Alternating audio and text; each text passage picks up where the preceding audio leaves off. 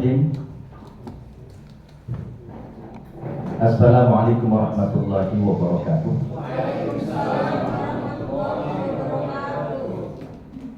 Alhamdulillah alladzi bi ni'matihi tatimmus sholihat. Wassalatu wassalamu ala Rasulillah nabiyyina Muhammad wa ala alihi wa ashabihi wa mawala. Amma ba'd. Subhanaka la ilma lana illa ma 'allamtana innaka antal alimul hakim. La haula wa la quwwata illa billah. Yang saya hormati panitia penyelenggara pelatihan Kristologi di Yogyakarta selama 2 hari, para narasumber, bapak-bapak, ibu-ibu, para peserta Kristologi yang saya hormati dan saya muliakan. Alhamdulillah pada siang hari ini saya dapat silaturahmi dengan peserta sekalian, yang mana saya tadi terbang dari Lombok, dari Mataram.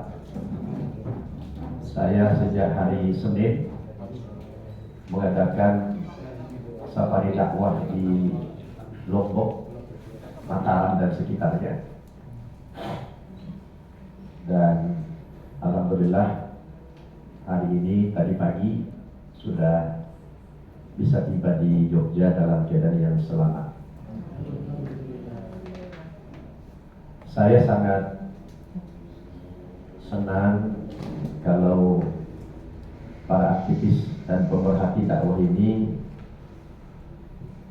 bisa meluangkan waktu untuk mempelajari Kristologi, karena memang di era sekarang ini Kristologi itu menjadi sesuatu yang penting, salah satu disiplin ilmu yang perlu kita pelajari dalam rangka mendakwakan Islam kepada orang-orang non-Muslim, khususnya kepada para ahli kitab, orang-orang Yahudi dan Nasrani. Ya, sebelum saya menyampaikan materi, kalau tidak salah temanya strategi dakwah dan perkembangan mu'alaf di dunia internasional. Mungkin dari ta'aruf dulu. Nah, ini apa namanya, nama saya ini harus pakai ya, ini nama lengkap asli Bali Utara. Pendidikan saya terakhir S2 dari Institut Ilmu Al-Quran Jakarta. Pekerjaan pimpinan atau pengasuh pesantren modern Darul Ilmi Indonesia, dan juga pimpinan pesantren Mu'alaf Center An-Naba.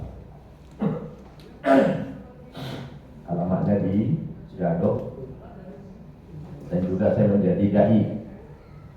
Nah, pengalaman ceramah di luar negeri ini mulai dari Amerika Serikat, saya dakwah di banyak kota, di Washington DC, Maryland, Virginia, New York, New Jersey, Boston, Connecticut, New Hampshire, Los Angeles, San Francisco, San Diego, banyak sekali. Ya, saya tiap tahun sudah 11 tahun ceramah ke Amerika. Ini juga saya baru pulang sebulan yang lalu keliling di Amerika. Kemudian ceramah di Kanada, itu di Ottawa, ibu kota Kanada, di Toronto, di Vancouver, di Montreal. Di Eropa, di Jerman, di Swiss, Belanda, Italia, Prancis, Belgia. Di Australia, di Sydney, Melbourne. Di Timur Tengah, di Qatar, Kuwait, Turki, di Istanbul, Malaysia, di Kuala Lumpur, Melaka, Johor Bahru, Singapura. Nah, kalau Indonesia, alhamdulillah dari seluruh wilayah kita, dari Aceh sampai Papua. Ini biodata singkat dan kegiatan-kegiatan dakwah saya di dalam maupun di luar negeri. Ya, tadi saya mau, sebelum membahas materi kita ini, maaf ini saya bulu berat nih. memang karena yang bicara itu pengurus Muhammadiyah di Yogyakarta, saya kok tertarik tadi memberikan satu pertanyaan yang selama ini kurang saya pahami, dan juga sekaligus saya tanya tentang bagaimana mekanisme yang ada di Muhammadiyah itu, mengingat Muhammadiyah itu kan organisasi terkaya di Indonesia. Baru saya dapat penjelasan tadi, ternyata aset triliunan itu bukan dalam bentuk uang ya, rupanya itu dalam bentuk aset mulai dari pusat sampai ke daerah-daerah. Nah, saya semula menduga itu dalam bentuk uang, uangnya udah puluhan triliun dia pakai. Nah, terus maka saya tanya bagaimana kesejahteraan para guru, ya, baik guru di pesantren maupun guru di sekolah-sekolah dan kampus itu. Nah, alhamdulillah dapat penjelasan dari beliau sehingga besok-besok tidak perlu bertanya lagi. Sudah jelas. Nah, saya sendiri memang lagi memikirkan pendidikan kita ini. Bagaimana pendidikan kita ke depan ini kita bisa bangkit, karena saya lihat Jepang itu memang bangkit dari segi pendidikan. Maka agar guru-guru profesional tidak lari keluar mengabdi di dalam negerinya, maka gaji pegawai terbesar di Jepang itu adalah gaji guru. Maka saya coba implementasi itu di pesantren kita. Saya tidak banyak santri, baru merintis pesantren modern yang dulunya saya ini membuat pesantren mu'allaf, yang santrinya semua mu'allaf dan gratis, ya, gratis semua. Saya sekolahkan sampai ke perguruan tinggi, dan rata-rata santri kita sudah jadi dai dan memimpin pesantren. Ya, alhamdulillah saya ada 6 bikin pesantren mu'allaf di Indonesia. Nah, ketika saya coba ekspansi membuat pesantren modern ini, baru tahun ketiga, alhamdulillah santrinya baru sekitar 300, dan memang dia modern. Saya mengambil materinya atau madahnya itu dari Gontor, jadi mengadopsi istilah KMI, Kuliatul Muallimin Al-Islamiyah, 6 tahun belajar, dan bayarannya tidak terlalu mahal. Uang masuk cuma 10 juta, kemudian bulanannya makan uang sekolah itu cuma 1.300.000. Tapi saya alhamdulillah dengan visi mensejahterakan guru yang profesional ini untuk bangkit pendidikan kita di Indonesia, itu saya berani menggaji mereka mahal-mahal. Ya, saya punya target setiap guru itu punya mobil pribadi semuanya. Nah, itu target saya. Maka akhirnya di bulan ini saja ajaran baru, hampir 100 ustadz yang melamar ke saya jadi guru di pesantren saya. Nah, karena mereka MLM, tahu MLM? Mulut lewat mulut. Teman-teman mereka tanya, kamu di berapa? Gaji kamu di Darul Ilmi? Oh, 10 juta. Oh, kaget orang-orang itu kan. Kaget, wah ini kami mau melamar, gitu kan. Tapi itu memang kita seleksi yang betul-betul profesional, yang menguasai bahasa Arab dan bahasa Inggris. Tidak main-main begitu. Nah, jadi apa namanya? Saya ingin membangkitkan pendidikan Indonesia itu. Kita kan kasihan lihat ustadz itu kurang dihargai, betul nggak? Bagaimana kita bicara pendidikan ini akan maju? Karena salah satu yang membuat ustadz itu ikhlas, ya. Jadi ikhlas itu bukan berarti zero. Ikhlas itu adalah ketika dia sudah mapan. Betul nggak? Ketika dia dihargai, dia bisa ikhlas. Kalau tidak dihargai, ya bagaimana mau datang ikhlas? Dia ngajar juga, tapi ngumpet juga. Dan berapa banyak pesantren di Indonesia, kiainya yang kaya, betul nggak? Gurunya amburadul. Nah, banyak, bukan banyak, rata-rata. Ya, rata-rata begitu. Maka saya ingin merubah cara yang seperti itu. Lebih baik saya sebagai pimpinan yang susah, asal guru-gurunya sejahtera. Nah gitu. Saya sendiri tidak punya apa-apa.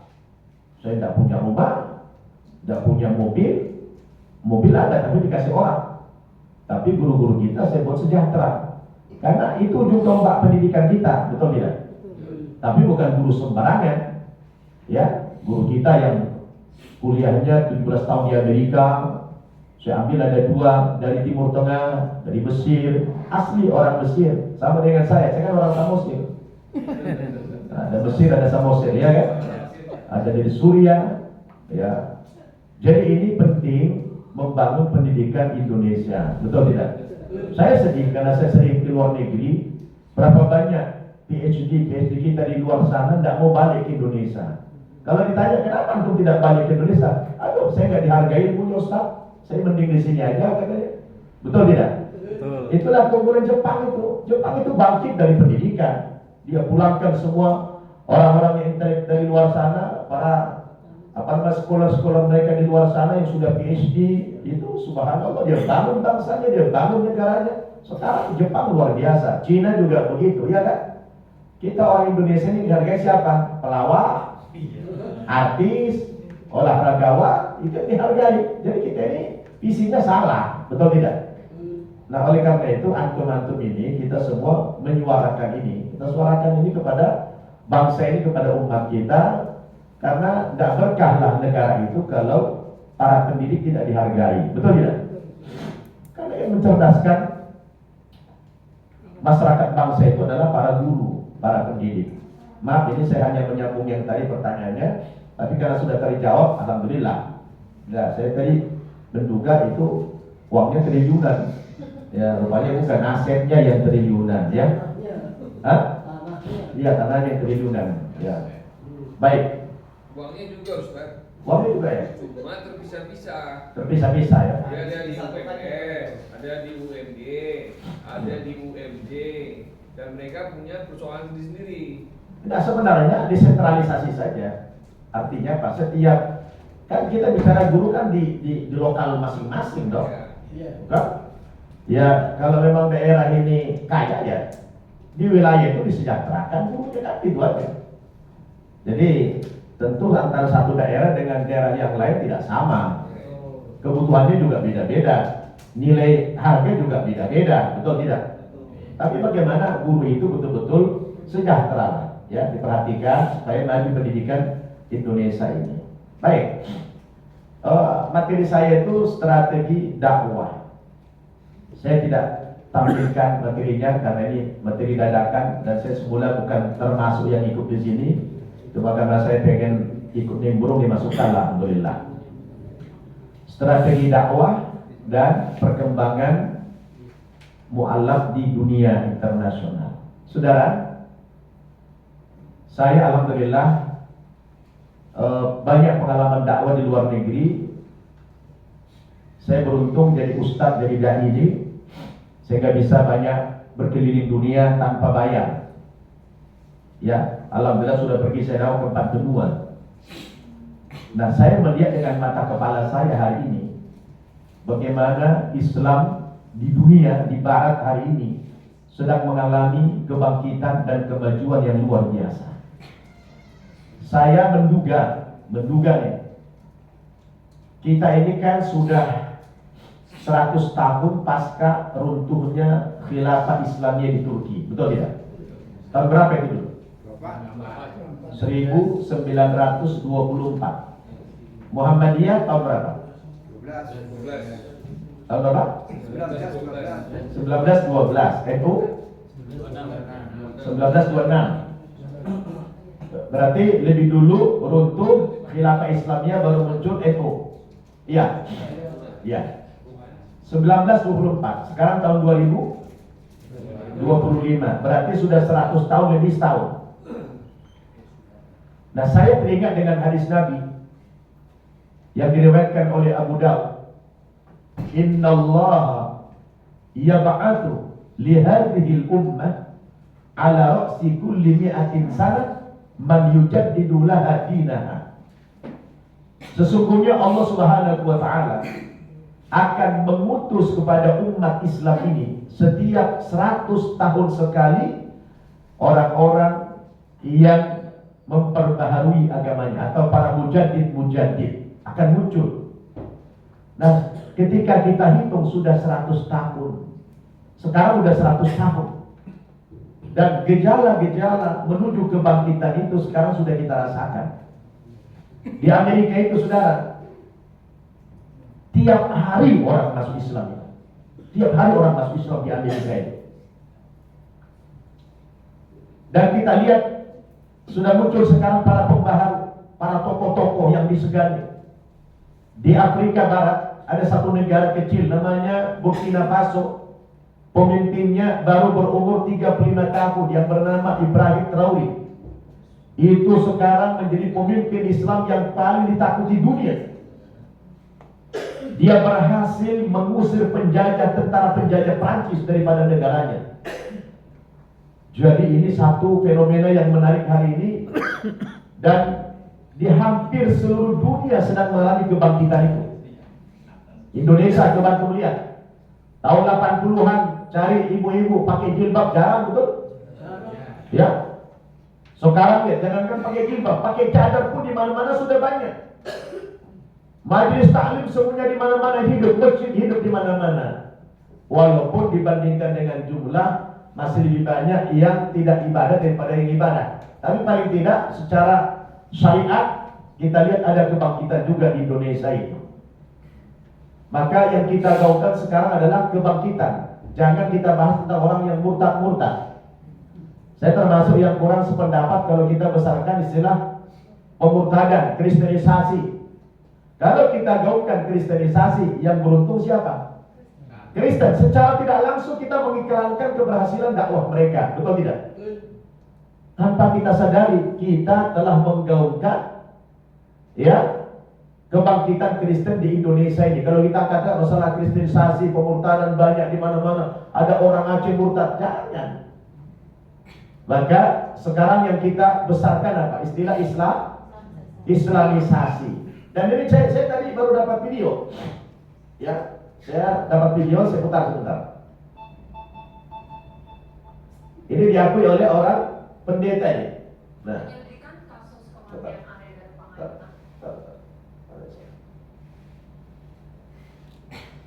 nih. Lebih baik minoritas, Bapak Ibu. Lebih baik. Doa lebih kencang. Amin. Kebergantungan lebih kuat. Mayoritas parah. Lihat aja di Amerika. Gereja-gereja udah tutup. Gereja beralih fungsi. Gereja jadi pasar. Gereja jadi bioskop. Bahkan ada gereja jadi masjid. Di Amerika, Eropa, Australia. Silakan buka di internet. Jadi ini sudah pernyataan pendeta langsung. Jadi pendeta ya mengkritik umatnya.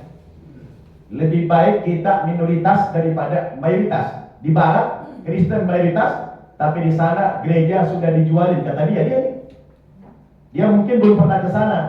Kalau saya sudah ke sana berkali-kali. Memang kita lihat iklan-iklan gereja dijualin itu, masya Allah. Yang paling banyak gereja di mana? Di Houston. Jarak 100 meter gereja. Di Boston, gereja. Saya kalau hari Minggu tidak ada jadwal ceramah, saya minta sama panitia, tolong antar saya ke gereja-gereja. Kalau ada 100 gereja saya kunjungi, belum tentu ada satu yang buka itu. Dan gereja-gereja itu sudah banyak juga dibeli sama orang Islam. Kita orang Indonesia saja di Amerika sudah punya 5 gereja jadi masjid. Pertama Pak, Masjid At-Tahir di LA, bekas gereja ini. Kemudian Masjid Istiqlal di Houston. Kemudian Masjid At-Taqwa di San Bernardino di State California. Kemudian Masjid Imam Center di Washington DC, Maryland, Virginia. Gabungan 3 gereja, 3 state, beli 1 gereja, namanya Imam Center. Belum lama ini kita beli lagi gereja di Toronto, di Kanada, dijadikan Masjid Istiqlal. Itu baru Muslim Indonesia, belum orang dari Middle East, belum dari Pakistan, Bangladesh, India, Turki. Tidak terhitung berapa banyak gereja yang jadi masjid. Saya iseng-iseng ya, saya tunjukkan dulu ini.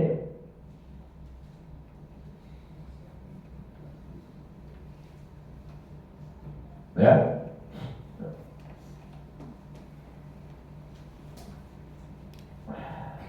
Ini saya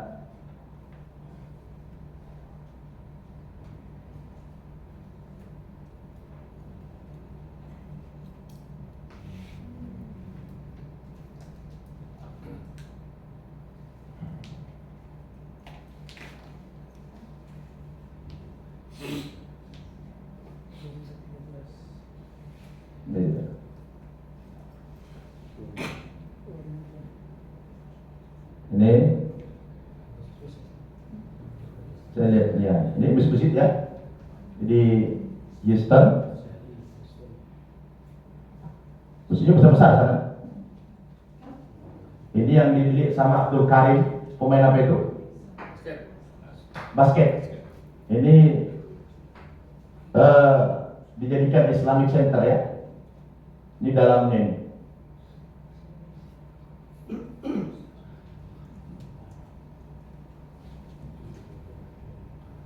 Ini di Las Vegas.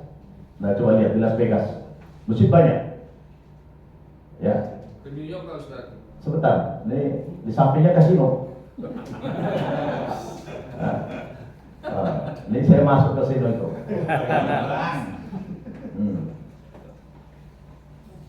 Ini di Boston nih. Saya ini di Harapan. Ini masjid kita di Al Hikmah di New York ini. Ini gereja jadi diskotik nih. Ini gereja jadi diskotik. Coba lihat itu, di pintu gerejanya itu apa? Wanita telanjang. Nih. Nah, bayangkan bekas gereja jadi diskotik nih. Ya. Di gerejanya ini. Kan masih lihat tadi salib. Ada salib kan? Yang putih ini salib kan? Nah. Ini jadi diskotik. Ya. Yang gedung BTC dulu ini. Ini Masjid Antalya di New York ini. Saya pernah mau sholat asar di sini, nggak jadi. Rupanya Masjid Muhammad itu banyak apa? Banyak foto-foto. Semuanya foto keliling itu. Jadi nggak jadi sholat saya itu. Masjidnya Ahmadiyah. Ini di Ottawa ini di Kanada. Di Masjid Salam. Ini soal ini. Ini rata-rata bekas gereja ini. Nah, ini di apa ya? Ini gudang di masjid. Toronto ini. Ini besar. Ini juga bekas gereja nih. Bekas gereja di masjid. Ini bekas diskotik. Nah, kalau tadi kan gereja jadi diskotik, ini diskotik di masjid. Nah, nih bekas diskotik di masjid. Saya 1 jam aja keliling-keliling di Toronto itu, saya jumpa 150 masjid. Keliling-keliling saya, saking banyaknya.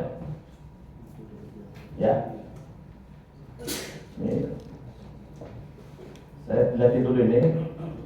Bagus-bagus sana masjid. Sampai kita ke,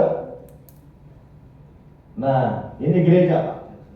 Saking pendeta udah panik, pendeta sudah panik, susah cari jamaah. Akhirnya dibuatlah gereja kayak model masjid. Jadi nih, supaya orang Islam salah masuk.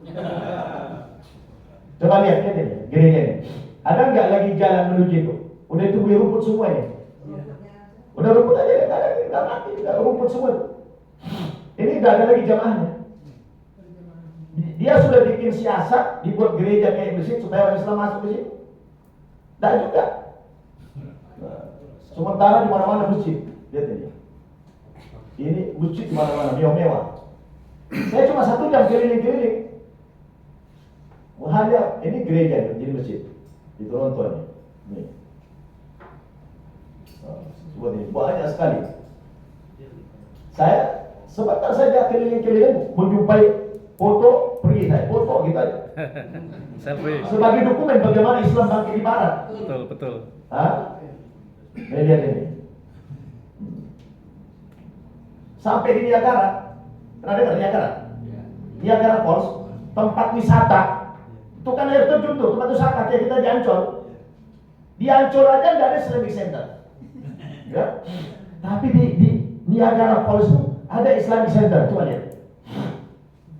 Nah, ini air terjunnya. Tempat wisata, bukan gereja di sana, Islamic Center. Coba nih, usahanya ini. Ya, jadi ini harus kita beritakan kebangkitan Islam. Ini Maryland, masjid besar ya. Ini punya Turki. Ya. Ini. Bagaimana Islam itu bangkit? Ini Masjid Isa bin Maryam punya Bu Nevi ini. Ya, ini mana Bu Nevi? Bu Nevi ini. Ya. Masjid Isa bin Maryam, beli punya yayasan. Yayasan ini bekas gereja nih. Ya. Di New York ini. Kalau saja ini bikin masjid sana. Dia udah nggak salah, boleh bikin yayasan Isa bin Maryam. Ini Kanada memang. Ini gereja jelas sekali. Dalamnya nih, altarnya. Altar pendeta dulu begini kan? Kita di gereja dulu begitu kan? Ini juga, coba lihat, ini baru dibeli jadi masjid nih. Dilihat salibnya itu. Baru kita beli jadi masjid ini. Ya.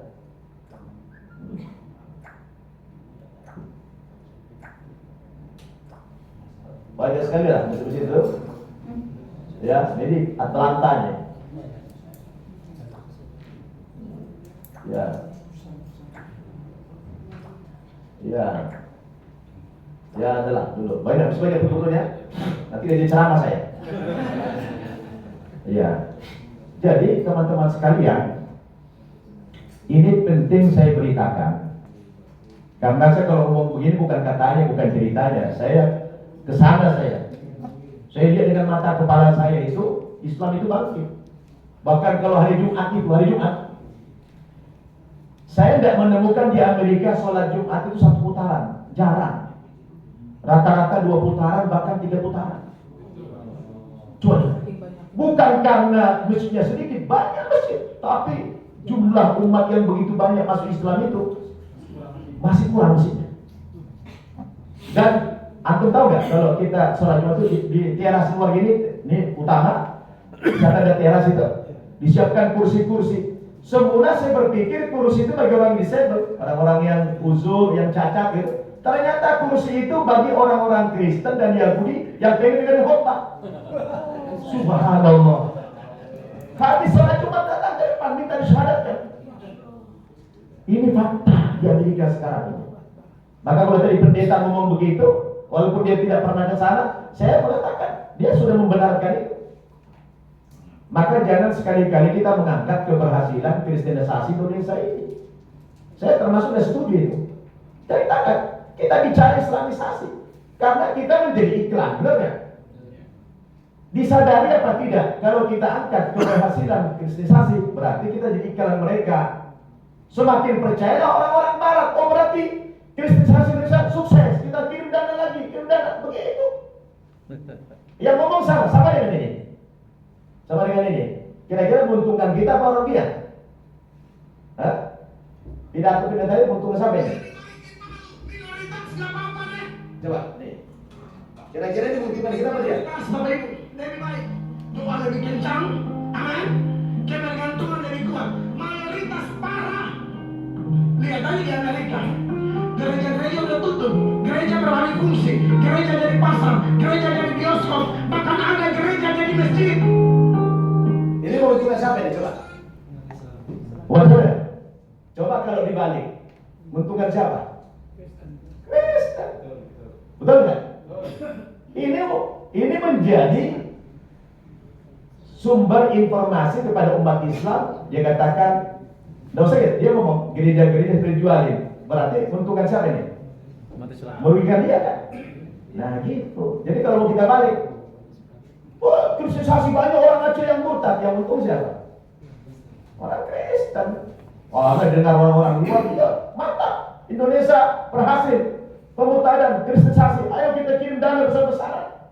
Karena di negara aslinya Kristen itu sudah bubar. Ya, saya beruntung juga sudah mengunjungi semua tempat suci orang-orang ahli kitab. Saya sudah pergi ke Bethlehem 2 kali. Saya sudah pergi ke Vatikan. Saya lihat dengan mata kepala saya bagaimana orang-orang di Vatikan sendiri sudah meninggalkan Katolik itu. Vatikan itu kan negara kecil. Adanya di mana?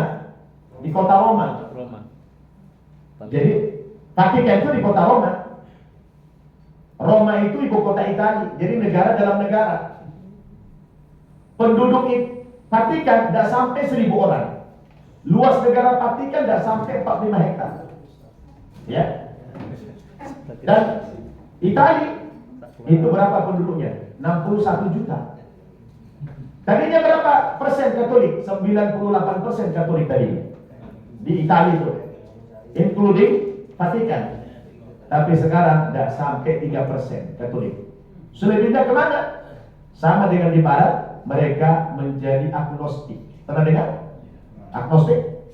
Agnostik itu orang-orang bekas Kristen dan Katolik yang ragu kepada Tuhannya dan ragu kepada agamanya. Mereka tidak mau menamakan diri sebagai ateis karena pernah bertuhan mereka, pernah percaya sama agama. Maka mereka sebutlah agnostik, orang yang ragu kepada Tuhan dan agama. Sebagian mereka masuk Islam. Dan yang masuk Islam itu bukan karena kita dakwahi, karena mereka mencari sendiri, melihat sendiri. Saya pernah iktikaf Ramadan di Masjid Al-Hikmah di New York. Teman saya iktikaf siapa? Orang Kristen dari Polandia. Teman iktikafnya orang Polandia, Kristen. Saya tanya, kenapa iktikaf? Saya haus spiritual, saya butuh spiritual. Karena gereja saya sudah dijual katanya. Jadi ini adalah fakta. Saya tidak mau bicara asal bunyi gitu ya. Saya bicara fakta. Maka kita suarakan ini kepada umat Islam tentang sekarang udah 100 tahun ini era kebangkitan Islam.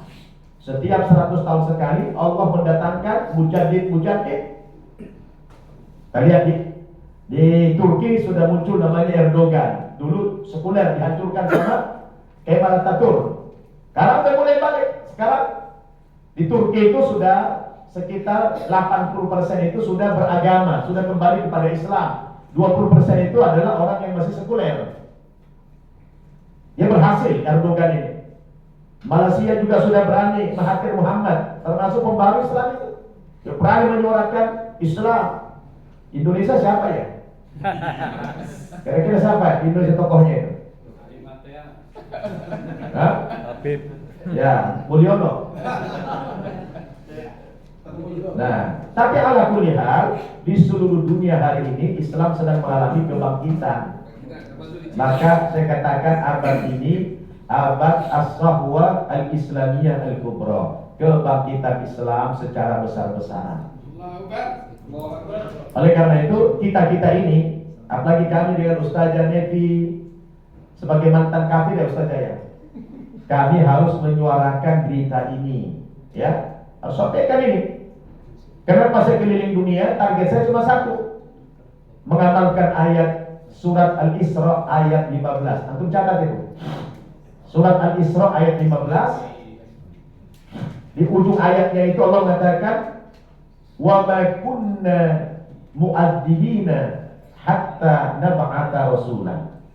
Wa ma kunna mu'adzibina hatta nab'atha rasulan. Kami tidak akan mengazab suatu kaum sampai datang kepada kaum itu utusan Allah untuk berdakwah. Jangan sampai ada umat di dunia ini, orang-orang di luar Islam, belum sampai kepada mereka berita-berita kebenaran Islam ini. Kita ditanya sama Allah nanti, antum punya tetangga, punya teman, punya sahabat, belum pernah memberitakan Islam kepada mereka, Islam agama yang benar, kita akan ditanya oleh Allah Subhanahu wa Ta'ala. Jangan ada satu umat pun di muka bumi ini yang tidak mendengarkan berita Islam ini. Kita sampaikan kepada mereka. Soal mereka nanti masuk Islam apa tidak bukan urusan kita. Kita ini bukan al-hadi, kita ini ad-da'i. Ad-da'i orang yang mengajak. Al-hadi wallah, yang memberikan petunjuk Allah, bukan kita. Betul enggak? Kewajiban kita ini apa? Wa ma 'alaina illal balagul mubin. Kewajiban kita hanya menyampaikan saja. Jangan tidak menyampaikan. Maka antum-antum belajar kristologi ini bukan untuk koleksi. Jangan dikoleksi ilmu ini. Begitu antum selesai dapat pelatihan begini, langsung cari musuh masing-masing. Iya gitu dong. Memangnya kita butuh ilmu ini? Gak butuh, Pak. Ngapain belajar kristologi? Gak butuh kita itu. Benar gak? Gak butuh kita kristologi. Uang Islam aja kita belum selesai kok. Benar gak? Gak butuh kita kristologi. Buat apa kristologi itu? Kalau tujuannya tidak jelas. Kalau targetnya bukan untuk dakwahi mereka, mau ngapain?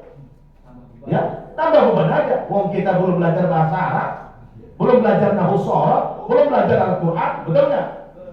Kita tambah lagi beban yang berat ini kristologi. Maka kita harus punya tujuan dong belajar kristologi ini. Tujuannya apa? Kita punya target. Apa kata Allah? Coba buka dalam Al-Quran itu. Surat Ali Imran ayat 164. Itu tujuan kita.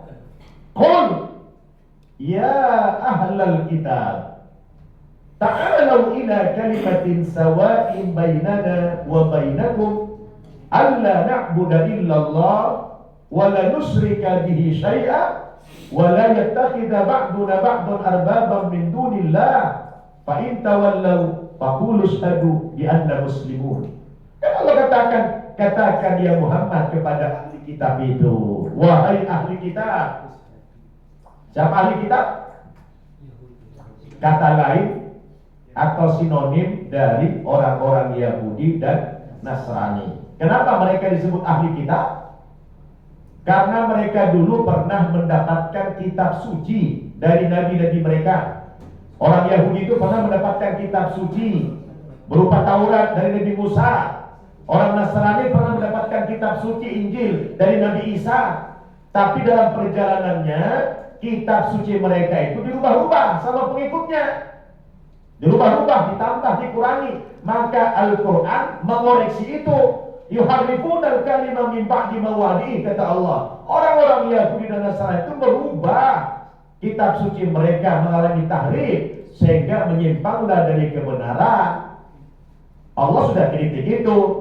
Fawailul lilladzina yaktubuna al-kitaba bi'aydihim thumma yaquluna hadza min indillah liyashtaru bihi thamanan qalila. Celakalah orang-orang Yahudi dan Nasrani yang telah menulis kitab suci mereka dengan tangan mereka sendiri alias karangan mereka sendiri. Kitab sucinya itu karangan sudah, tadinya dari Allah. Maka mereka dikatakan kafir ahli kitab. Kafir ahli kitab, orang yang sudah menyimpang dari kitab suci yang benar. Maka kepada pihak yang Nasrani Yahudi ini ada perintah khusus kepada kita untuk mendakwahi mereka kembali. Ta'alau ila kalimatin sawa'in bainana wa bainakum. Orang-orang Yahudi, orang Nasrani, marilah kamu semua kembali kepada satu kalimat lagi. Kembali kepada kalimat tauhid, kembali kepada agama yang benar. Alla na'budu illallah. Jangan menyembah kecuali hanya kepada Allah. Berhentilah kamu menyembah Yesus. Berhentilah menyembah Tuhan yang lain. Wala nusyrika bihi syai'a. Jangan mempersekutukan Allah dengan sesuatu. Wala yattakhidha ba'duna ba'dun arbaban min dunillah. Jangan membuat pendeta-pendeta kamu, rahib-rahib kamu sebagai Tuhan selain Allah. Itu sampaikan aja mereka kembali. Fa in tawallau, kalau mereka berpaling dari dakwahmu, dari ajakanmu, maka faqulu syahadu bi anna muslimun. Meskipun kalian menolak dakwah kami tetap istiqomah menjadi orang Islam. Kan selesai. Oleh karena itulah kita belajar ini. Karena kita dalam menjalankan misi dakwah ini perlu ada metode. Apa? Metode. Apa kata orang Arab itu? At-tariqatu ahammu minal maddah. Apa? At-tariqatu ahammu minal maddah. Apa artinya? Ya. Cara itu, uslub itu, metode itu lebih penting daripada materinya. Materi antum bagus, kalau cara penyuguhannya tidak bagus, maka orang lain. Benar ya? Jadi materinya sederhana, tapi kalau cara antum menyuguhkannya bagus, orang akan tertarik. Maka belajar kita metode itu. Saya sering lihat penceramah itu kadang-kadang dia tidak bisa membedakan antara dakwah dan hizbah. Antara dakwah dan hizbah. Kalau dakwah kan mengajak. Kalau hizbah itu kan nahi munkar. Seringkali penceramah saya lihat tidak bisa membedakan mana dakwah, mana hizbah. Dia sebenarnya sedang berdakwah, tapi caranya cara hizbah, gak cocok. Kalau dakwah itu harus kembali kepada bahasanya. Dakwah itu dari kata da'a yad'u, artinya mengajak. Jangan sampai kesannya mengejek. Betul nggak? Kita harus konsisten. Kalau memang mengajak, ya mengajak, jangan mengejek. Dakwah itu kan membina, jangan sampai kesannya menghina. Benar nggak? Kan berapa banyak orang pendakwah tujuannya membina, tapi malah menghina. Tidak boleh, keluar dari koridor dakwah itu. Dakwah itu mengajar, jangan sampai menghajar. Dakwah itu membentuk, jangan sampai membentak. Ini namanya metode, betul nggak? Itu metode. Saya pernah ceramah dengan salah seorang habib Maulid Nabi. Untung saya yang pertama, dia yang kedua, saudara saya.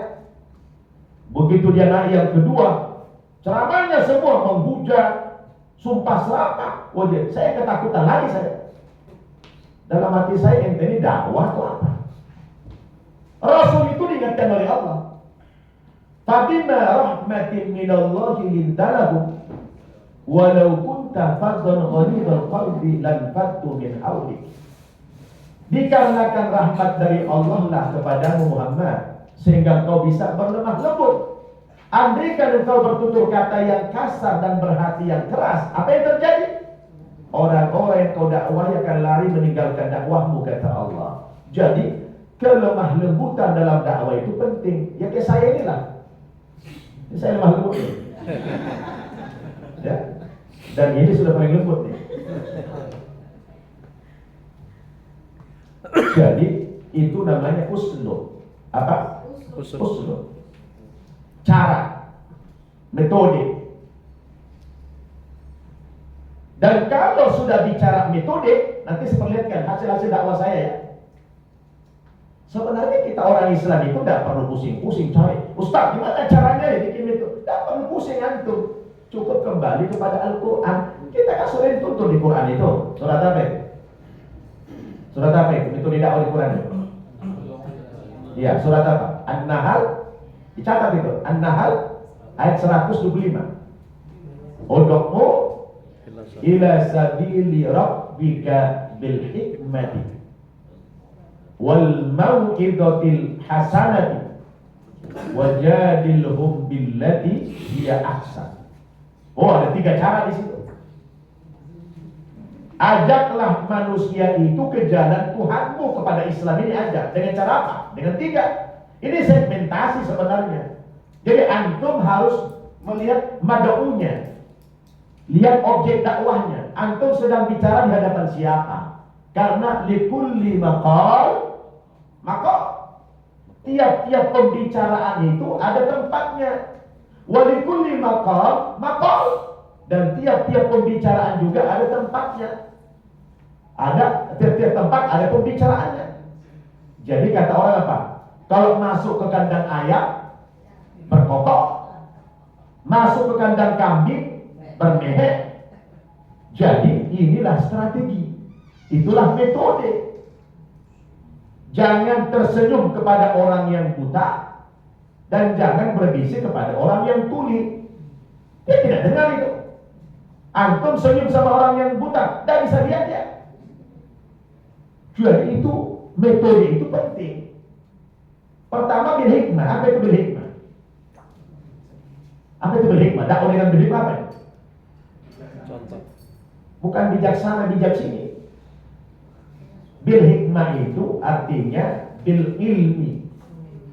bil hujjah, bil Quran, bis sunnah, dengan konsep. Siapa madaunya, siapa objek dakwah yang antum dakwahi pakai konsep ini? Orang-orang non-muslim yang intelektual, yang berpendidikan tinggi. Antum dakwah sama mereka pakai sembako, banyakkan uang dia dari kita. Jangan mempan. Tapi antum kalau lihat ini, oh ini sarjana nih, orang Kristen sarjana nih. Antum masuk dakwahnya dengan cara yang intelektual. Karena orang intelek itu nanti pasti akan bijaksana. Kita kan dilarang. Saya ikutin TikTok itu kadang-kadang debat-debatnya itu ngeri-ngeri. Bahasanya kasar-kasar. Ya mungkin harus ada juga yang begitu kali ya. Tapi alhamdulillah. Apa namanya? Kita dilarang kok menghina, mengejek itu dilarang. Kan lihat dalam Al-Quran surat Al-An'am ayat 108 itu. Wala tasubbul ladzina yad'una min dunillah fayasubbullaha adwan bighairi ilm. Jangan kamu ejek, jangan kamu hina sembahan-sembahan agama lain. Kalau kamu hina nanti, dia akan menghina Allah lebih parah lagi. Kita mancing dia untuk menghina Tuhan kita, betul tidak? Makanya antum lihat debat-debat saya dengan pendeta. Saya tidak mau online, debat saya offline. Antum lihat debat-debat saya dengan para pendeta di YouTube itu. Saya cari pilihan kata yang paling bagus. Karena Quran begitu, kalau mau debat sama orang Kristen, Allah katakan, wala tujadilu ahlal kitab illa billati hi ahsan. Jangan kamu debat orang-orang Kristen dengan cara yang baik. Dengan cara yang baik Allah larang kita debat sama orang Kristen. Antum jangan sekali-kali debat orang Kristen dengan cara baik. Tidak boleh melanggar Quran itu. Tapi kita disuruh mendebat mereka dengan cara yang ahsan. Ahsan apa? Yang terbaik, yang lebih baik, bukan yang baik. Kalau baik itu hasan, bahasa Arab itu hasan itu baik. Tapi kalau ahsan yang lebih baik. Apa yang lebih baik? Pilihan kata. Antum lihat pilihan katanya, materinya, sesuaikan dengan kebutuhan dia. Kita jangan nafsu, nggak boleh nafsu, karena akan keluar kita dari norma-norma agama kita, dari Quran nggak boleh. Yang ada nanti mereka semakin menghina agama kita lebih fatal. Ya, maka saya nggak mau diajak orang debat di TikTok, nggak mau saya. Saya bilang offline. Kalau berani, kita offline saja. Jangan di TikTok. Saya nggak dituju ente siapa ente yang sebenarnya. Jangan-jangan ente ini penyusup segala macam itu. Nggak mau saya. Kita di offline. Itulah segmentasi. Antum lihat siapa objeknya. Lihat dulu. Orang-orang yang pintar kan, yang mau dakwah itu, dia masuk kita dari konsep. Sampaikan kepada dia keunggulan Islam ini. Karena orang kalau sudah belajar perbandingan agama, dia membuka diri, betul-betul membuka diri semua umat beragama. Saya yakin mereka akan sampai kepada sebuah kesimpulan agama yang benar itu hanyalah Islam. Saya dulu sebelum masuk Islam itu 3 tahun saya kaji itu. Saya 3 tahun dulu banding-bandingkan, saya pelajari dulu itu Islam seperti apa. Saya kan orang Batak itu paling ekstrim itu sama Islam itu. Tidak mudah. Memasukkan orang pindah agama tidak gampang itu. Kita harus betul-betul kaji dulu secara ilmu pengetahuan. Jelas sekali Islam itu agama yang benar. Dari mana kita lihat? Dari sumber ajarannya. Karena hanya ajaran Islam itu yang otentik. Makanya bahasa Quran itu tidak pernah bisa dirubah ke bahasa manapun. Tidak bisa dirubah. Antum berubah bahasa Quran dari bahasa Arab ke bahasa Latin, bahasa mana? Tidak bisa. Karena ada namanya makharijul huruf. Ada keluarnya huruf. Itu beda tebal tipis saja bisa berubah makna. Contoh, qul qaf, qalqalah, qul huwallahu ahad. Katakanlah, itu fil amal. Katakanlah, ya Muhammad, Allah itu satu. Qul harus qaf. Coba aku bilang, qul huwallahu ahad. Qul dari kata akala ya qulu, qul makanlah. Makanlah Tuhan yang satu. Kan mampus kita. Ini bahasa Arab. salah penyebutan makhrajnya itu langsung merubah makna. Panjang pendek, makan dengan makan. Makan artinya tempat, makan artinya ada. Ya, beda tidak? Jadi ini kita belajar bahasa makhorijul huruf. Maka Quran itu tidak bisa dipindahkan hurufnya ke huruf manapun, tidak bisa itu. Dari aspek ini, kalau kita menyuarakan terus ini, insya Allah. Ya, lihat dulu objeknya. Jadi Quran membuat metode itu bukan ada salah, itu segmentasi. Sedang dakwah di mana kita ini sekarang, gitu kan? Ketika kita pintar menempatkan diri, ceramah dia dapat nenek-nenek. Oh, yang dibahas politik Timur Tengah, ya nggak nyambung. Maka lihat sikon, ya. Baru yang kedua Pak, wal mau'izu al hasanah. Apa itu mau'izu hasanah itu? Mau'izu artinya pelajaran, al hasanah artinya baik. Tapi kalau saya memaknai mau'izu al hasanah itu adalah apa? Qudwah. Apa qudwah itu? Bukti konkret, panutan. Ketika Anda dakwah sama orang Kristen misalnya, mengatakan Islam agama yang rahmatan lil alamin, buktinya mana? Anda harus buktikan itu. Saya pernah diundang ceramah di komplek BTN di Kupang, di rumahnya dekat rumahnya Ustadz Iwan. Ustadz Iwan itu orang sana itu, orang Batak tapi sudah besar-besar di Kupang. Diundang saya ceramah. Yang hadir jamaahnya cuma 200 orang, polisinya 400 orang. 2 kali lipat banyakkan polisi dari jamaahnya. Waktu itu Kapolresnya orang Batak, apa dia bilang? Ngapain lagi sinababan ke sini? Pasti nanti tujuannya mengislamkan orang Kupang nih. Tahu aja di tujuan saya. Akhirnya dari situ saya nggak mau lagi dakwah pakai lisan. Saya ingin mau'izu al hasanah. Masuknya dari aspek itu. Nah, akhirnya apa yang saya lakukan? Saya tidak berhenti dakwah.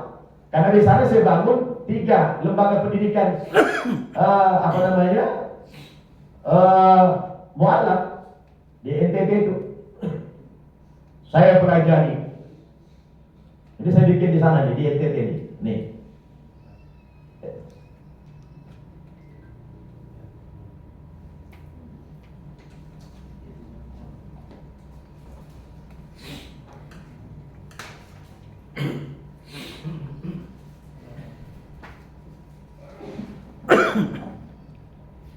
Kalau saya punya suka mogok dekat.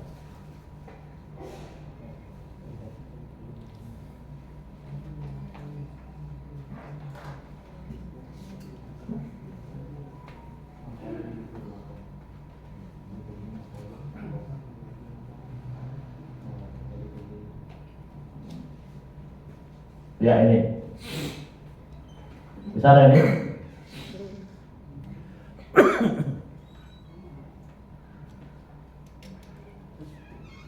Nih, saya pakai metode. Ketika saya dakwah di NTT itu ditolak ceramah-ceramah, saya pakai metode lain. Apa? Masuk dari metode yang kedua, mau'izu al hasanah. Saya pelajari dulu sosiologi masyarakat di sana. Rata-rata miskin, bahkan hidup di bawah garis kemiskinan. Maka saya datang dakwah ke sana bawa uang yang banyak. Niat saya ingin melakukan seperti melakukan misionaris. Kalau mereka dakwah kepada kita pakai materi, kita balik juga kepada mereka. Tapi sifatnya tidak menyogok, tapi membantu, murni membantu agar itu menjadi apa? Melembutkan hati mereka. Karena Rasul mengatakan apa? Tahadu, tahabu, tahadu, tahabu. Saling memberikan hadiah nanti akan melahirkan kasih sayang, respect dia sama kita. Betul tidak? Mula-mula saya tawarkan kepada orang Kupang pakai bor air. Mau tak kalian saya bor airnya? Nanti pakai pipa salurkan ke rumah-rumah kalian. Orang Kristen nih, senang mereka karena sana susah air, nunggu tanda hujan. Ketika saya keluar di mana-mana tempat, saya sewa dengan biaya mahal sama ayahnya Ustadz Iwan itu, tidak berhasil kita. Tapi saya tidak putus asa. Saya pakai gini. Saya beli air tangki. Saya beli 250 satu tangki. Saya beli banyak-banyak tangki. Saya salurkan kepada warga. Akhirnya cara ini berhasil sampai merubah image mereka bahwa Islam itu kasih sayang, peduli sama orang yang miskin. Akhirnya apa? Hasilnya mula-mula datanglah Pak Matius namanya, tante saya, Ustaz. Itu Ustaz baik sangat. Orang Kupang kalau ngomong sangat baik dibalik. Ustaz baik sangat, peduli sama orang-orang miskin. Walau kami ini orang Kristen, Ustaz son dia beda-bedakan agama, tidak beda-bedakan agama. Ustaz itu sayang, pengasih. Dia bilang, Ustaz, bolehkah minta bantuan sama Ustaz? Minta bantuan apa Pak Matius? Beta itu punya 2 remaja gadis itu putus sekolah. Sudah putus sekolah. Itu putri beta ngomong sama beta. Dia dengar katanya Ustaz punya pesantren di Jakarta. Dia bilang itu putri beta pengen lanjut sekolah di pesantren. Dan tidak mengapa putri beta diselamatkan. Saya bilang Pak Matius, kalau minta bantuan tapi kompensasi pindah agama saya tidak mau. Kecuali anak Pak Matius memang pengen masuk Islam, saya Islamin, saya bawa ke Jakarta. Iya Ustaz, itu putri beta yang bilang, Papa, itu bilang sama Ustaz, itu kan Ustaz sudah bantu-bantu kita toh. Itu bilang, beta sama adik itu pengen sekolah di pesantren, ya, nggak apa-apa masuk Islam, yang penting beta sekolah. Saya panggil, yang mana anak Pak Matius? Ini bapaknya nih, diserahkan ke saya, apa namanya?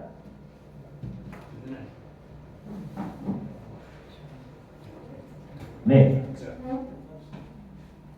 Nah, ini Pak Matius itu Katolik ini. Diserahkan ke saya tanya. Nah, namanya Adusida itu. Kamu memang betul pengen sekolah? Iya Ustaz. Beta putus sekolah. Mau masuk Islam? Iya beta mau. Masuk pesantren pun tak mengapa, itu sekolah. Akhirnya saya minta Pak Matius bikin surat pernyataan tertulis penyerahan anak ke saya untuk diislamkan. Akhirnya saya islamkanlah dia sama adiknya ini. Nih, saya sadarkan, saya bawa ke Jakarta naik pesawat. Rumah Pak Matius ini, rumahnya itu lantai tanah, atapnya masih lalang. Saya bawa terbang pakai pesawat. Sampai di pesantren, saya kasih dia kamar yang ber-AC untuk anak ini. Saya servis makanannya enak-enak, saya cari sekolah yang bagus, saya belikan mereka sepeda motor, saya kasih jajan setiap hari 10.000. Dan anak ini satu yang paling tua sudah lulus dari Irak, saya kirim ke Irak ini kuliah. Sudah LC sekarang, tahu LC? Langsung ceramah. Itu seminggu setelah dia bawa ke Jakarta, dia merasa senang dimuliakan dalam Islam. Dia minta tolong Ustaz, beta boleh pinjam HP Ustaz? Beta mau telepon papa sama mama. Boleh. Boleh beta dengar? Boleh. Dia telepon pagi-pagi. Papa, selamat pagi papa, mama. Ini Syifa, nama Islamnya Syifa, nama Kristennya Adosida. Papa sehat? Sehat. Papa, beta mau sampaikan ucapan terima kasih sama papa dan mama sudah menyerahkan beta ke Ustaz Baban, diislamkan. Biar papa mama tahu, beta di Jakarta sama adik dimuliakan dalam Islam. Beta dikasih kamar yang ber-AC, makanan yang enak-enak, sekolah yang bagus, dibelikan sepeda motor, dikasih jajan 10.000 tiap hari. Kalau bisa papa mama ikut saya masuk Islam. Baru seminggu sudah berdakwah ngajak masuk Islam bapaknya. Bapaknya nangis, dia bilang sampaikan ucapan terima kasih papa sama mama sama Ustaz. Kalau itu yang kamu hendaki nak, nanti kalau Ustaz datang kemari lagi, beta serahkan adikmu yang ketiga. Akhirnya datang saya ke sana Pak, diserahkan adiknya yang ketiga ini, saya serahin lagi. Nih, saya serahkan adiknya yang ketiga, saya bawa lagi ke Jakarta, saya kasih lagi kamar yang ber-AC. Nah, tetangga-tetangganya bertanya sama Pak Matius, Pak Matius, anak lu kemana? Sulama, sudah lihat? Gak lihat lagi anak lu kemana? Biasanya kayak malam main sama anak beta, kemana? Kata Pak Matius, anak beta sudah di Jakarta. Di Jakarta ngapain? Sekolah. Sekolah di mana? Di pesantren. Loh, pesantren itu kan sekolah Islam. Iya, anak beta sudah masuk Islam sama ustaz yang datang sini yang bantu kita air. Bagaimana di sana? Katanya anak beta dimuliakan, dikasih makan enak-enak, sekolah yang bagus, kamar yang ber-AC. Akhirnya tetangganya ini, dia bilang, boleh enggak beta titip anak satu sama ustaz? Dititiplah anak ke saya. Saya bawa pergi ke Jakarta, saya Islamkan lagi. Rupanya berita cepat menyebar. Ustaz Nababan baik, peduli sama orang miskin, mau menyekolahkan anak yang putus sekolah. Begitu cepat berita menyebar, akhirnya orang sana rame-rame nyetor anak ke saya, beta yang nampus. Bagaimana beta tidak nampus tiap bawa sana ke Jakarta naik pesawat? Itu kan 2 juta satu orang, dari mana uang beta? Akhirnya setiap pensyahadatan itu beta naikkan di YouTube. Rupanya ditontonlah sama staf-stafnya duta besar negara Arab di Indonesia. Tiba-tiba suatu hari rame-rame lah duta-duta besar negara Arab yang datang ke saya ke pesantren untuk acara pengislaman. Ini acara pengislaman. Datang duta besar Saudi, duta besar Libya, duta besar Irak, duta besar Yaman, duta besar macam-macam datang ke situ. Lalu dia menangis. Datang duta besar Saudi, ya Ustaz Nababan, Anda mujahid di Islam, Anda muda dalam Islam. Wallahi ana faritu jiddan biliqaika. Saya sangat bahagia berjumpa dengan Anda. Dia bilang, ya Ustaz, lasta wahdak. Anda tidak berdakwah sendirian. Ana waraik. Saya di belakang kamu. Tidak anta fi su'ubah fi dakwah, akhirnya ya Ustaz. Kalau kamu punya kesulitan dalam dakwah, sampai ke ayo saya tahu akhirnya. Apa saja kamu butuhkan, kasih tahu saya. Saya bilang, Adia syahadat safir adi. Mana? Fulus. Fi fulus, kullu syai' mulus. Mafi fulus, mampu, saya bilang. Biasa, kesulitan Ustaz itu apa? Uang, saya bilang. Akhirnya duta besar Saudi menyerahkan uang ke saya berapa? 2 miliar. Ini untuk mendukung dakwah Anda.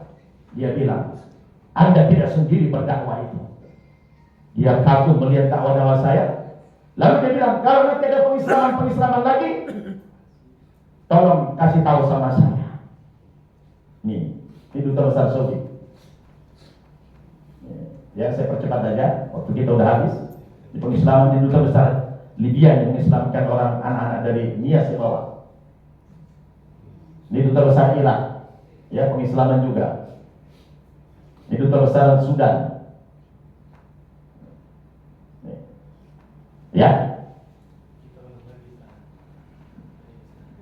Lalu ketika pengislaman itu, saya bikin live streaming.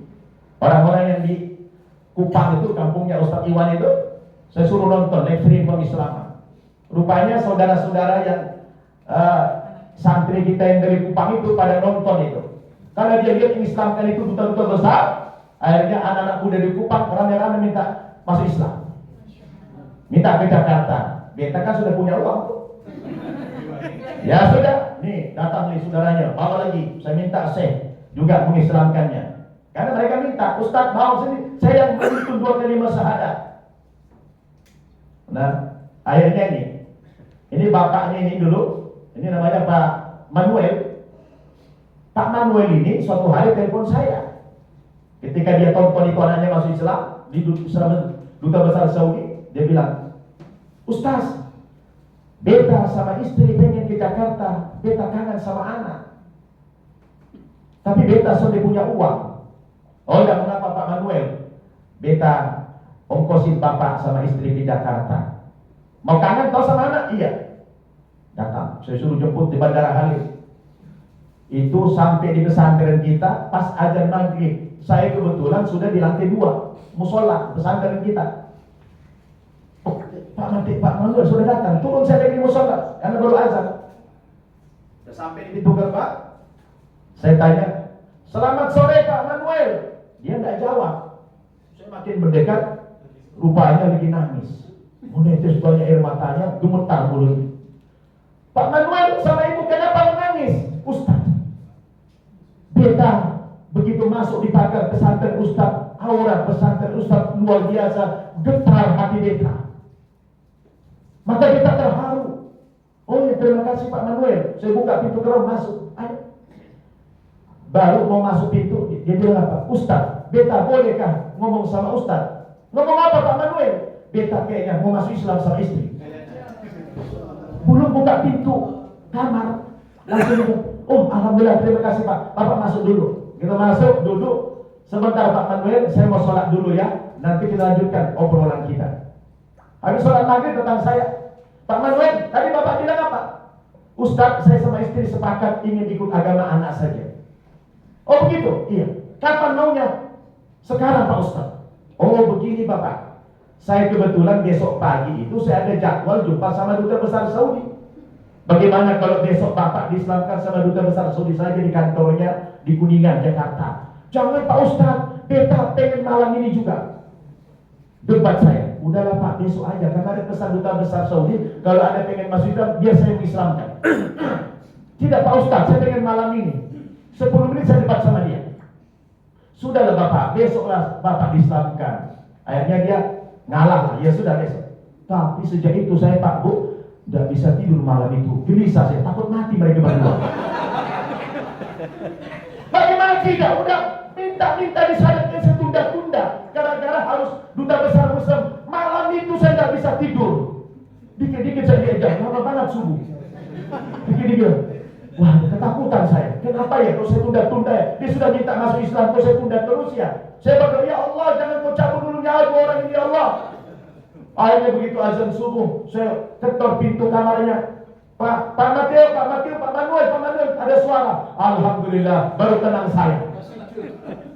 Saya bilang, Pak Manuel, buruan mandi Pak. Nanti kita habis sarapan, kita langsung pergi ke kantor Pak Duta Besar.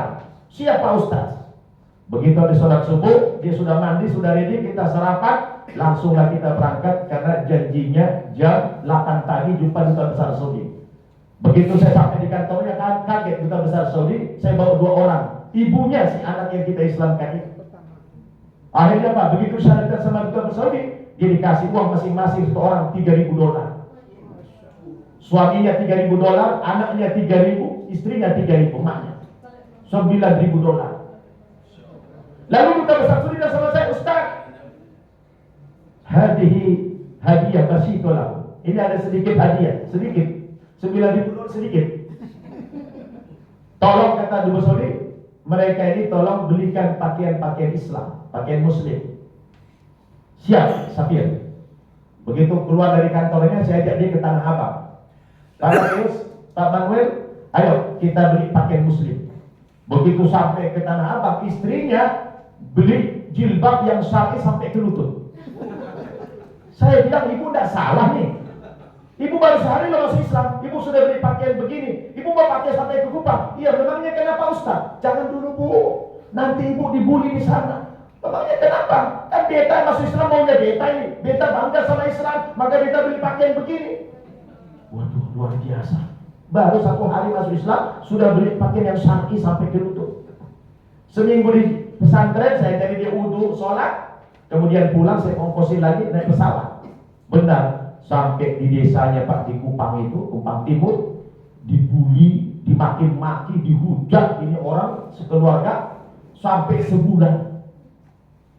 Wah, tiap hari telepon, Pak Ustaz, tolong doakan kami Ustaz. Kami ini diteror sama warga Ustaz, kami dihina Ustaz, tolong doakan. Kan sudah saya bilang sama ibu, jangan pakai jilbab syar'i dulu. Akhirnya sampai berita kepada Raja Kupang mendengar warganya ada masuk Islam lalu dibully warga. Itu Raja Kupang marah-marah sama warganya, dikumpulin. Apa-apaan kalian? Ini negara Pancasila, bukan negara agama. Orang bebas pindah agama mana saja. Kenapa orang ini kamu bully? Saya sebagai raja di sini tidak terima kamu bully. Saya bela mereka ini. Begitu bubar warga, dia tanya, kenapa ente masuk Islam? Dijelaskanlah, kami dimuliakan dalam Islam Pak Raja, gini begini. Tiba-tiba sebulan kemudian Pak Raja itu sekeluarga menyatakan ingin masuk Islam. Dia telepon saya, Pak Ustaz, ini ada Raja Kupang Pak Ustaz yang bila-bila kami Pak Ustaz, yang mendukung kami Pak Ustaz, katanya sekeluarga ingin masuk Islam dan pengen Islamkan duta besar Saudi. Mampus beta. Satu keluarga tidak main-main. Akhirnya saya telepon duta besar Saudi, Safir, ini ada 7 orang satu keluarga ingin masuk Islam dan mereka minta saya Safir yang mengislamkan. Baik, bawa ke rumah saya, dia bilang. Saya terbangkan naik pesawat. Inilah Raja Kupang. Diislamkan sama beliau, sama duta besar Saudi, semua keluarganya, anak-anaknya. Ini anak-anak beliau, istrinya, ini anaknya.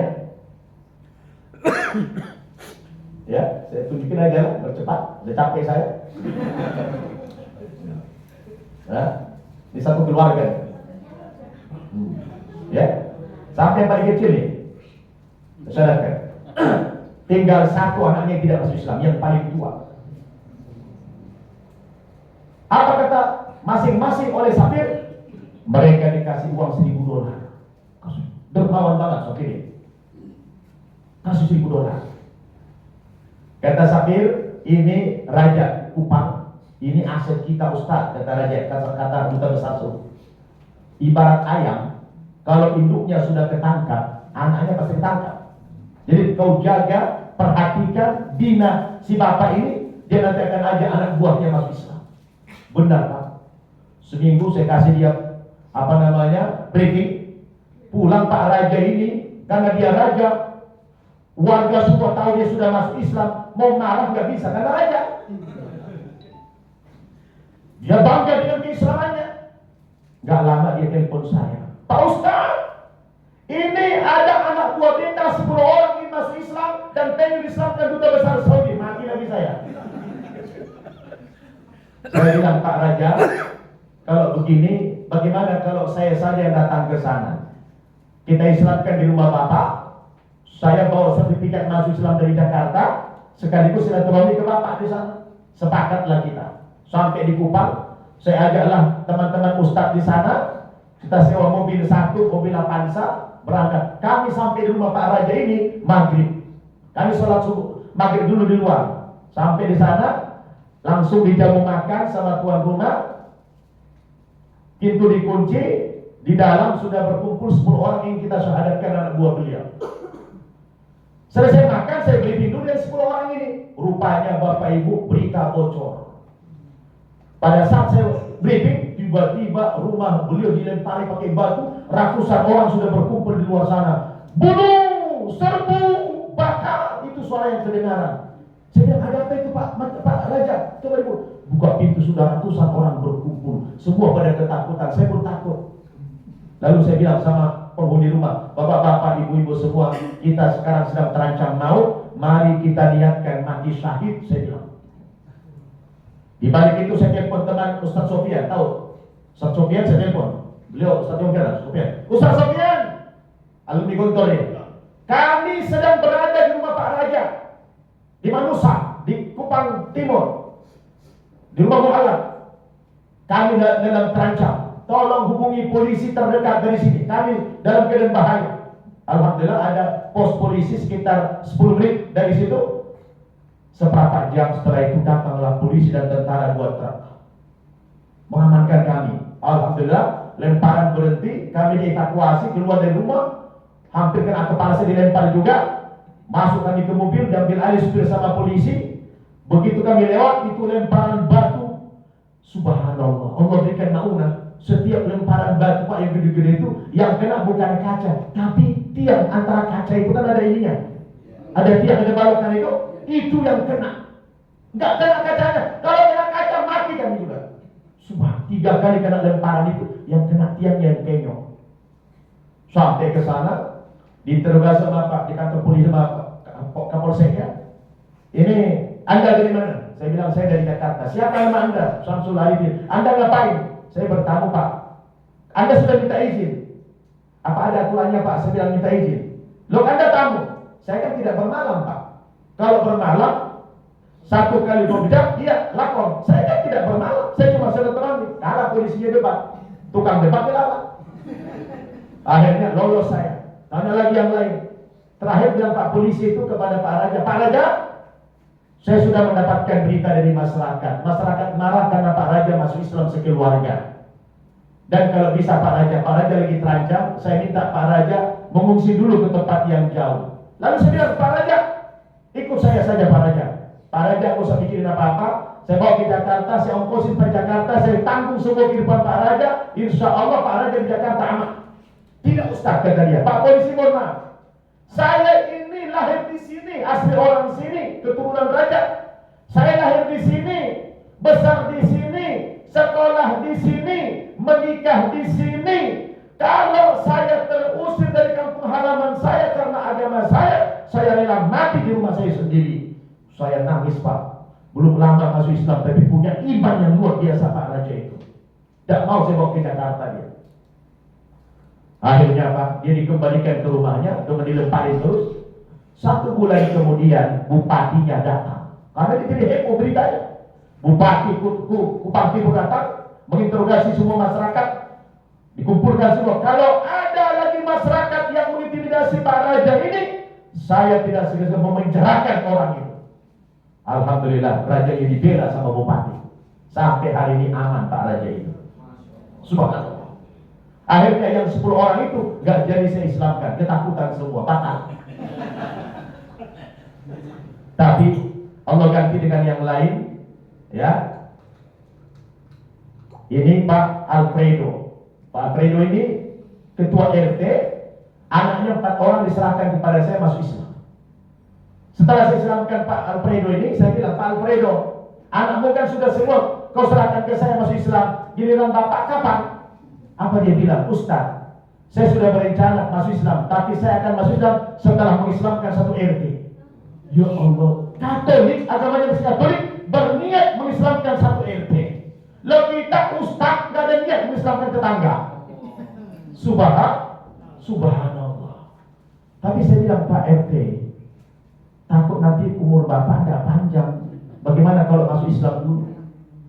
Pulang saya ke Jakarta, 2 minggu kemudian dia telepon saya, Pak Ustaz, terngiang-ngiang di telinga saya kalimat Pak Ustaz, takut mati duluan saya. Akhirnya saya sepakat sama istri, pengen ke Jakarta masuk Islam, kalau bisa diislamkan duta besar juga lah.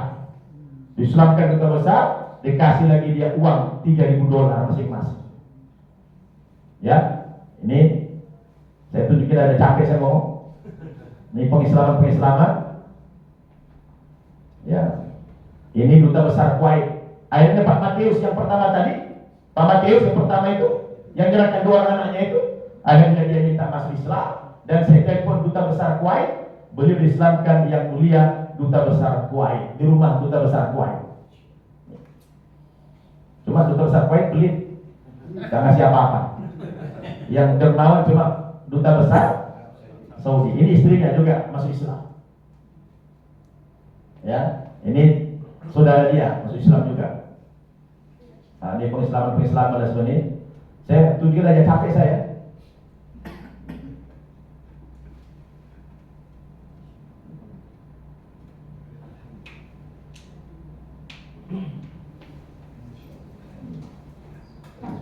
Ini saya pengislaman semua ini.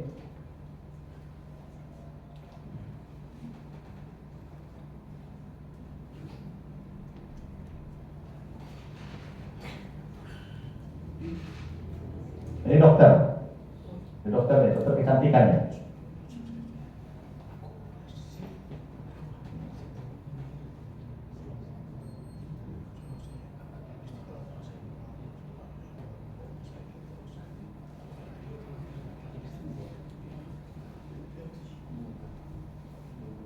Ini 4 orang. Ini 19 orang masuk Islam. Kupang semua saya bawa. Ini anak muda Kupang ini. 7 orang saya bawa.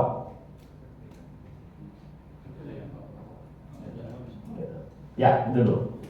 Jadi inilah metode dakwah. Dari mana tadi maksudnya? Mau'izah al-hasanah. Likulli maqal maqal. Likulli maqal maqal. Jadi jangan pukul rata. Kapan kita berdakwah dengan bil hikmah? dengan konsep siapa mad'unya, objek dakwahnya siapa, lihat dulu. Dan kapan kita berdakwah dengan dakwah yang konkret, dan kapan kita berdakwah kepada mujadalah, debat, dialog.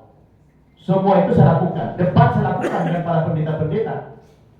Tapi kita dilarang berdebat dengan cara yang baik, harus dengan cara yang terbaik. Jadi siapapun yang menggunakan metode ini, dia akan berhasil. Maka kadang-kadang penceramah-penceramah teriak-teriak, apa faedahnya teriak-teriak terus? Antum harus bisa bedakan antara dakwah dan hisbah. Kalau nahi mungkar memang harus teriak-teriak. Di mana itu? Di diskotik, di bar-bar, tempat kemaksiatan. Ente baru boleh teriak. Ini mesti teriak-teriak itu tidak pada tempatnya, betul tidak? Nah, akhirnya mengundang konflik di masyarakat, betul? Betul. Akhirnya ada pengajian dibubarkan, ya. Gereja orang Natalan dikawal. Tapi kita harus evaluasi juga sebagai ustaz. Memang kita juga ustaz kadang-kadang ceramah kayak mau perang. Nah, itu kita koreksi juga, betul tidak? Kita koreksi juga. Makanya antum harus bisa bedakan dakwah dengan hisbah. Hisbah itu tempat kemungkaran, dakwah itu di masjid. Suaramu jangan teriak-teriak banget, ya. Karena apa? Kita kan mengajak, bukan mengejek, betul tidak? Nah, jadi ini jangan sungkan-sungkan kita mengevaluasi. Jangan ustaz benar semuanya, betul tidak? Mentang-mentang kita hadir misalnya, semuanya benar, enggak juga, betul tidak? Kita evaluasi juga. Saya kebetulan istri saya itu juga syarifah. Istri saya itu keturunan Nabi juga. Saya juga keturunan Nabi Adam. Itu istri saya syarifah bilang sama saya. Itu saya syarifah dia bilang. Tapi saya nggak senang dengan ceramah hadis-hadis kayak begitu teriak-teriak. Dia koreksi. Saya bilang betul juga. Kenapa? Akhirnya kontraproduktif. Akhirnya kita mau ceramah dibubarin. Kan tidak produktif akhirnya kan. Kenapa? Karena kita tidak bisa bedakan kapan kita hisbah, kapan kita dakwah. Hisbah itu di mana? Tempat kemaksiatan. Boleh ente teriak-teriak di sana. Jangan pula lemah lembut. Mbak, berhenti mbak ya. Jangan pula begitu. Mas, berhenti kan? Buangin. Itu baru benar. Tapi kalau di masjid ente teriak-teriak, nggak pada tempatnya. Benar nggak? Marah-marah nggak pada tempatnya. Nggak bisa. Jadi Rasul kan diingatkan tadi, "Fabima rahmatin minallahi linta lahum, walau kunta fadlan ghalidul qalbi lan faddu min hawlik." Maka saya ustaz terbanyak ceramah di Amerika. Banyak profesor-profesor, tapi sekali udah selesai. Karena mereka tidak menguasai metodologi dakwah. Saya pandai betul melihat keadaan dia dulu. Kita tahu sama siapa ini. Ketika kita pandai menempatkan diri, ustaz, teman-teman semua, kita akan didengarkan nasihatnya, betul? Kita akan diikuti. Tapi kalau kita tidak pandai menempatkan diri, maka dakwah kita akan kontraproduktif. Oleh karena itu, antum belajar kristologi ini tujuan kita dalam rangka untuk dakwah kepada orang Kristen, bukan untuk koleksi ilmu. Kita tidak butuh ilmu ini, betul nggak? Yang kita butuhkan ilmu Islam. Tapi ketika kita mau dakwah kepada orang Kristen, begitulah metodologinya. Jelas? Wah, saya makan waktu paling banyak nih. Ya. Oke, ada yang mau tanya dulu? Silakan. Silakan kalau tanya.